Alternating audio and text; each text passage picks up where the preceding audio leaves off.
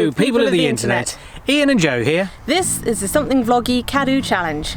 We're attempting to visit and film all 130 sites in the care of CADW in 1 year. Today we're visiting Caerwent in Monmouthshire. Caerwent was founded by the Romans in AD 75 as the market town of Venta Silurum. Named after the Silurs, a warrior tribe that the Romans had a hard time defeating. This was a market town during the Roman occupation and then subsequently became the centre of the Kingdom of Gwent, Caerwent translating to Fort of Gwent.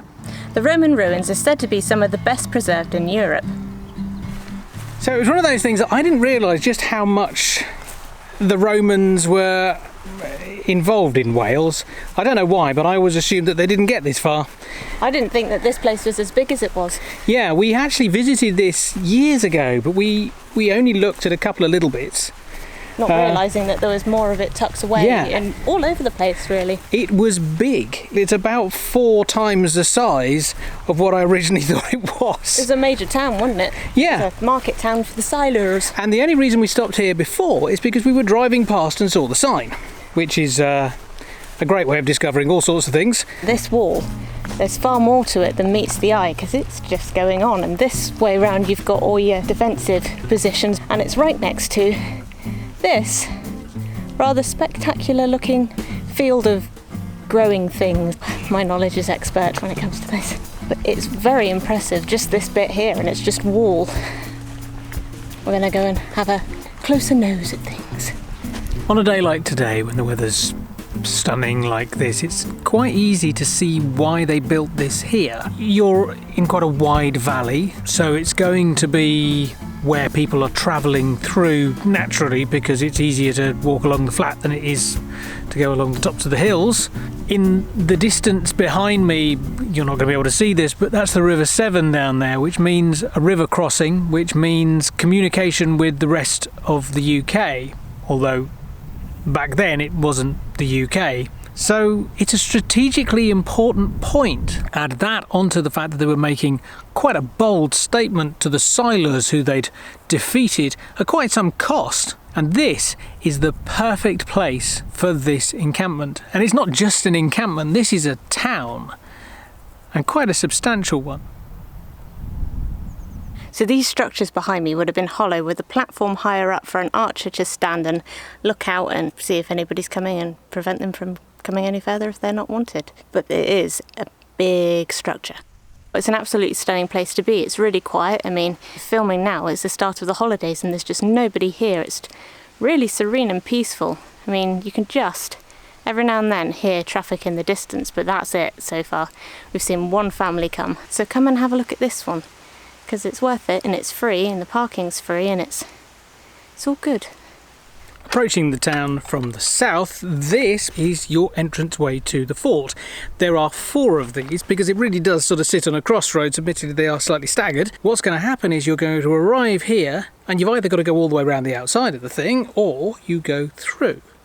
Now, this gives the Romans the ability to maintain some control over people's movement, in the very least, at least knowing who's going where. It also means that the town is incredibly defensible.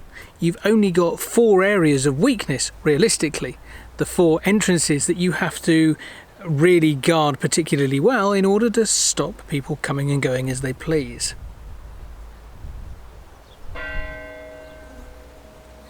If you thought that by coming to Caerwent you were going to miss out on that Norman action that you love so much, then fear not, because this behind me is what the Normans did when they came along, discovered that there was a Roman fort here and thought, you know what this needs? This needs something of a lower grade of technology. Let's build ourselves a motte. I mean, there was a few hundred years gap. Either way, that's a motte for you.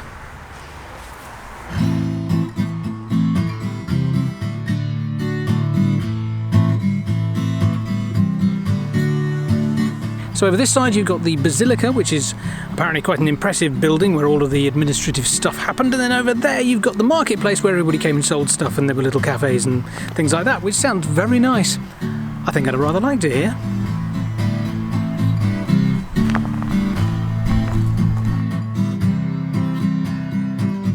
So after a long hard day of being all, Roman, you come here and pray to your gods. Unfortunately, we don't know which god this was the temple of. Probably the god of when will it stop raining? This is Wales, after all. When you think of Roman settlements and Roman forts, quite often the first thing you might think, other than, empire, are mosaics and hypocausts, and yet most of these houses didn't have either of those, which suggests that although this was a thriving place, it wasn't quite big enough or grand enough to warrant such things, although there are some properties here that did have both. It just wasn't such a common thing. These little squat walls are what remain of houses and shops. This was obviously quite posh because it had a hypercaust, that's underfloor heating to you and me, and that was quite posh. Not everybody had underfloor heating, I'm sure. Certainly the Welsh didn't. So this massive structure is a farmhouse. It's a huge layout, and it once had hypocausts and mosaic floors, so it would have been properly posh for its time. I'd love to have seen it finished, I have to say, and it's still got a beautiful view. Behind me is what remains of what was thought to be quite a posh farmhouse. It was built around 2 courtyards, and it had painted walls, and it was really quite lavish. There were people living here with quite some substantial wealth, and they did so for quite a long time, because this isn't the first house that the Romans built on this plot. It's the third. There were 2 predecessors that they demolished to make way for this one. That says they were here for quite a long time. So that brings us to the end of our exploration of Caerwent. This is, if you haven't been paying attention, our 6th CADW Challenge property. We're doing quite well.